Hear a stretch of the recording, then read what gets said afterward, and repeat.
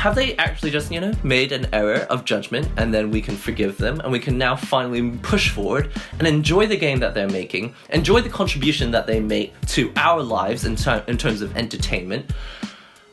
Or are they generally awful people and we need to never buy anything from them ever again? Sometimes games companies piss us off. We complain and then they change their minds and everyone's happy, right?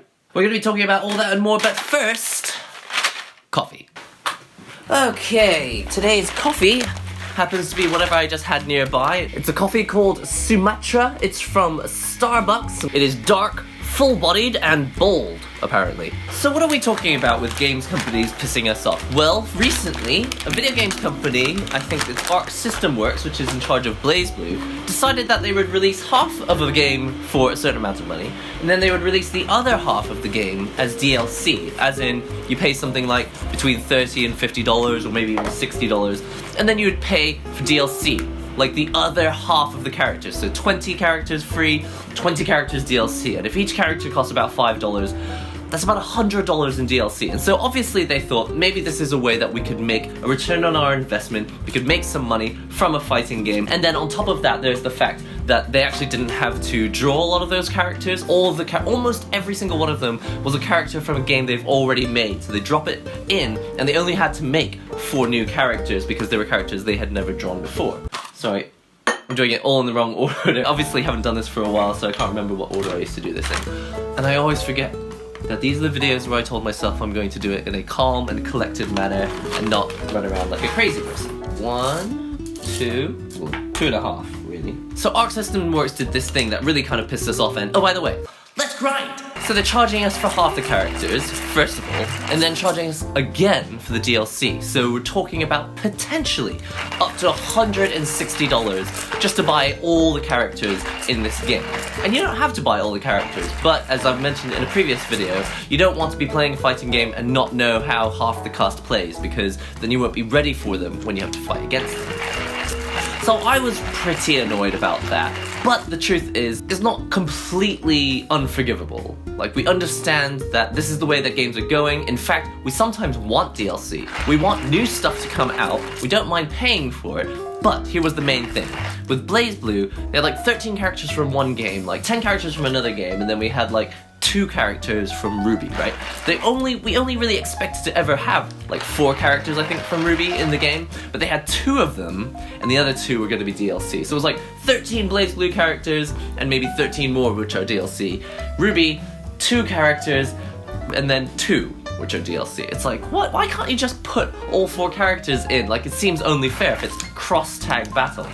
Well, anyways, what's really interesting is that recently we had an announcement, like a live stream about EVO, and they were saying that yes, BlazBlue cross-tag is going to be at EVO, and by the way, Arc System Works says the character that we said was going to be like paid DLC is now going to be free DLC. So all 4 of the main RWBY characters have been announced as included with the game. 2 of them you'll have to download, but there'll be a free download, which is really good. And I think that the community is generally quite happy about it. They're like, yay, finally we got what we wanted, and it's because they listened to us, and we think that they're such a great company because they listen to their fans, because they were going to do this crazy thing, but then they listened to us, and now we're really happy about it, and they're the greatest company in the world. But, and this is what really annoys me, is that I have a funny feeling this was their plan all along. Wow, this bean is never finished grinding. Okay, and then I'm gonna go and get the water. Also, something new that I've got is this pot, which it's really, really small. Look how small, it's so itty bitty. Hot water. The reason I'm using this little mini pot is because I need a very small stream of water, which comes out of this little spout here. That's what I need, like, the control. So yeah, I have this little conspiracy theory that companies are doing this on purpose by pissing us off, then we get really annoyed, then they listen to us, and then we all think that they're really amazing.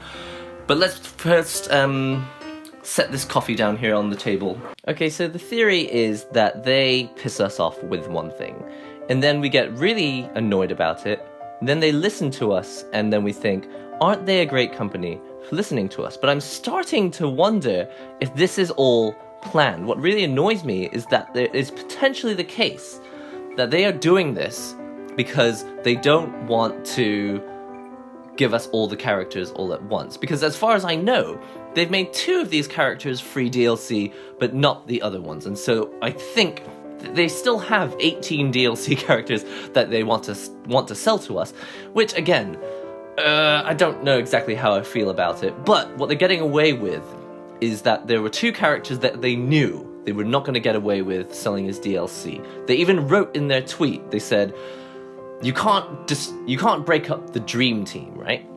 And it's like, why are you even saying stuff like that if it was you're the ones who broke up the dream team, and now you're saying like, oh, you can't break up the dream team, that would just be a ridiculous thing to do. It's just like, yeah, but you did it.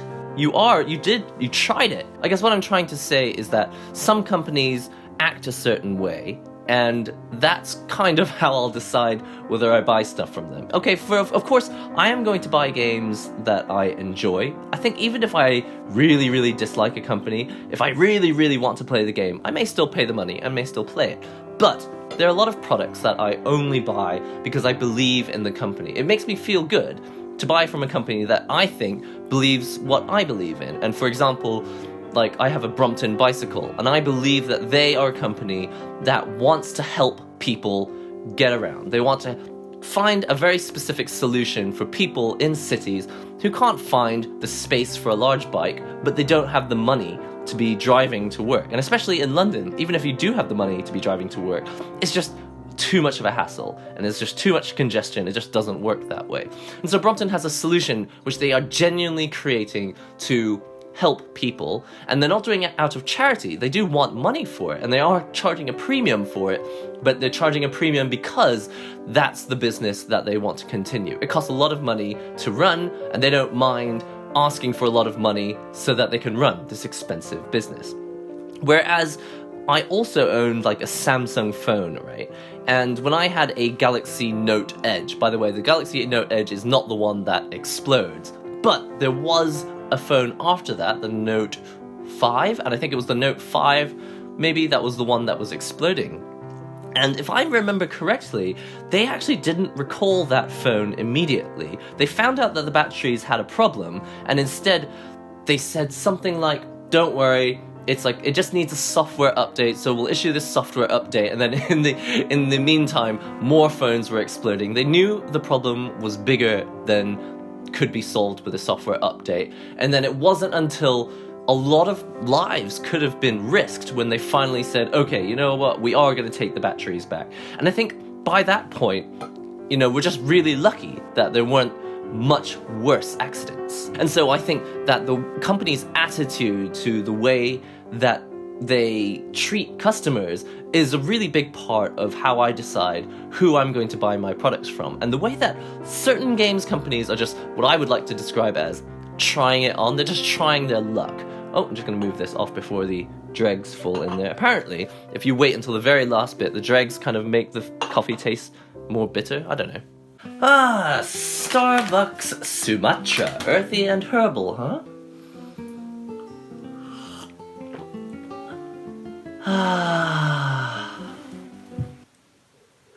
It's like reassuringly average. The example is with Samsung, this is a company that's going to try it on. They're going to try their luck. They're going to see if they can get you to buy their product, which they know could be dangerous. This is Brompton. Brompton knows that one small screw could be dangerous. No one has ever complained about it, but they're going to issue a recall anyway because they do not want anyone to get hurt. It could be legal trouble, but also they just don't want you to get hurt. This is the kind of company that they are. Companies like EA, companies like Arc System Works, they're just like, we're gonna throw this out there and see if people buy microtransactions. Let's see if they buy DLC that we really do believe should have been included in the game. Okay, they're complaining about it. Alright, let's give them a bit of what they want. But really, we should have just given it to them from the start. So I think the strategy is you can make your customers happier by trying it on, because it's a bit like the game, right? People were telling me about there's apparently like a dating manual, there's a book, and apparently you diss someone and then you give them a compliment straight after. You're just like, oh, that sweater looks awful on you. Oh, but I love these earrings, right? And then that's how you kind of knock them down first, and then any compliment that you say after that is going to sound nice. And I feel like that's what's happening to us. There's games companies are playing the game on us. They're like, diss, and then like, oh, but I love your eyeshadow or something. It's just like, oh, you like my eyeshadow? And this is how we're reacting. We're just like, oh, you're so great. It's like, well, here's what's actually happened. They've given us the two characters that rightfully, no matter how you see it, should have been included in the game. I don't mind if you want to make DLC, but make them extra things. Make them things that are not really necessary to this game being complete. It's like, oh, a good company listens to their customers, but it's like, hey, in a way, I think they were dissing us so that they could bring us back up and make us feel really great. And so now I don't really know how I feel about this game, BlazBlue Cross Tag Battle. Or a lot of games. Any company which is like trying it on with microtransactions and then, you know, going in there and saying, oh, maybe we won't have microtransactions. Oh, we sold like 8 million copies and yeah, the microtransactions are back in now. It's a very short game. The way I see it, people stand by stuff that they believe in, they stand by stuff that's nostalgic, and if you treat your customer base badly, they're gonna walk away. And so one of the examples is, I mean, I'm sorry to always bring this back to Capcom, but Marvel vs. Capcom Infinite, I mean, I enjoyed kind of playing the game, but you could see what was happening. They're like, Disney's gonna give us all this money to promote the characters that are in their movie. We don't think the gamers want that. We think the gamers want X-Men, but forget about what the gamers want. Let's just put loads of Disney characters in, and let's just make them look really good and make a lot of other Capcom characters look really terrible. If you treat the gamers and your customers and consumers with disrespect, they're gonna remember that forever. Like, you can't just diss someone, give them a small compliment, and then they'll like be all happy with you forever. Games are something that we live with for like 40 hours. We buy it, we play it for like 40 hours with like a typical RPG. Or if it's like a fighting game, you buy it, then you live with it for like between 100 and 1,000 hours. We spend many, many, many hours of our lives with these games. So when you disrespect your customers, they're gonna remember it. And the reason I say this is because I think it's genuinely bad business sense. I want these companies to continue. Without them, we don't have the games anymore. It's their intellectual property. We can't even go and make the game for them. We can make like a fan version of the game, but without them, we can't make the next Street Fighter without Capcom continuing to be in business. So I would like Capcom, I would like to give them the advice. I'd be like, do not disrespect your customers. Arc System Works, do not disrespect your customers. Don't assume that they're idiots. You treat them like idiots, they're going to act like idiots, and they're going to not buy your game. And you know what people say, like, put your money where your mouth is? They're gonna do that. They're gonna not buy the game. The company's gonna go bust. No one's gonna have any more games from them. I think there could be a more collaborative, a more cooperative way of making this situation work out for the both of us. You're a company, you need money, but you also want to make games. We're customers, we want games, we don't want you to go out of business, we want more of your game, but we don't want you to treat us with disrespect. This is really important, in my opinion. And this is kind of a side note, but this kind of goes on to another point I have about verbal censorship, like on Twitter. So if a company goes out and says something stupid, or if a world leader goes on Twitter and says something which is offensive to a large number of people, a lot of people will write, in the tweet comments after that, they say, this person shouldn't be allowed to have Twitter. This person shouldn't be allowed to say what they want to say. And for sure, they say stuff that's offensive, and people are rightfully going on and saying, I feel offended by this. But when you voice an opinion like, this person shouldn't be allowed to use Twitter because they say stupid things, what you do is you actually make it more difficult. You obfuscate the person themselves and their personality. You make it more difficult for you to see what kind of person they really are. Whereas in a country with free speech, you actually have complete, clear access to which people are completely insane because they have freedom of speech and we let them say it. And now we know. This is what they say, this is probably what they think, and now we know, we have a better idea of what those people are, who those people are, what kind of people they are. Whereas if we actually did censor people who we thought were offensive, we're just like, the things that person says really offend me, fine. You're well within your rights to be offended, but if we actually were to censor them, so we're going to take that legal step to say, you're not allowed to speak anymore, then we have a much more difficult way of knowing exactly what kind of person they are. And so I'm always very, very grateful when people say trolly things or offensive things. I'm not happy. It hurts me inside if someone says something trolly or offensive, but then I read it and I go, now I'm going to leave that comment there and everyone is going to be able to judge you based on exactly what you said. If I delete your comment, people don't know what kind of person you are. They don't know to avoid you in the future. They don't know that they need to get on board with you if they agree with you. That's why I feel that with companies on their Twitter accounts, the way they go online and they say things like, hey, we're going to sell you microtransactions. Oh, we listened to you and now we're going to not sell you microtransactions. Oh, but then we're going to slightly sell some things later. It gives us a very clear idea of who they are, and then we can make better decisions as to whether we want to buy stuff from them. And as much as I like certain games, it will always take priority for me to look at what kind of person or what kind of company we're dealing with. If I feel like they've disrespected me too much, I'm not going to enjoy the game. I'm going to be like, oh, I'm playing this game because I'm like addicted to what they gave me. I really need to have more, but I don't want to support them. It gives me no joy to play a game from a company that I feel has disrespected me or taken us for granted. And I'm not saying that Arc System Works or Capcom is taking people for granted. I think sometimes it is just a genuine error. Just a genuine error of judgment. They thought, hey, you know, this company is going to give us a lot of money to promote certain characters, and that does good for us, and a lot of people like those characters, so let's go ahead and make them. They'll make that judgment call, and then it just doesn't pan out later. Fine. That's why I don't feel like we need to go on the internet and say, don't buy this game, these people are terrible, because they might not be terrible. People make mistakes, but then you get to check. Like, are they going to respond to those mistakes, or is that response to their mistake planned from the very beginning? And if you sense their Twitter, you'll never really know. But we can go back and we can see other games that Arc System Works has made, and we can judge, like, have they actually just, you know, made an error of judgment, and then we can forgive them, and we can now finally push forward and enjoy the game that they're making, enjoy the contribution that they make to our lives in terms of entertainment. Or are they generally awful people, and we need to never buy anything from them ever again? And there will be companies that it feels like that is the case. Getting quite heated. Maybe it's because I always drink caffeine, so I start off already kind of jazzed, and then I drink caffeine, I get like really, really jazzed, and then whatever I'm talking about gets louder and louder and louder. I've really enjoyed this discussion, and I want to know more about what you guys think about the discussion. If you think someone's offensive or saying something that disrespects you, do you think that person should be verbally censored? They should be silenced so that they can't say those offensive things? Or do you think we should let them say those things and we just have to hold in how much it hurts us? Because the effect of letting people say their minds and speak their minds can be quite hurtful, but it's a give and take situation.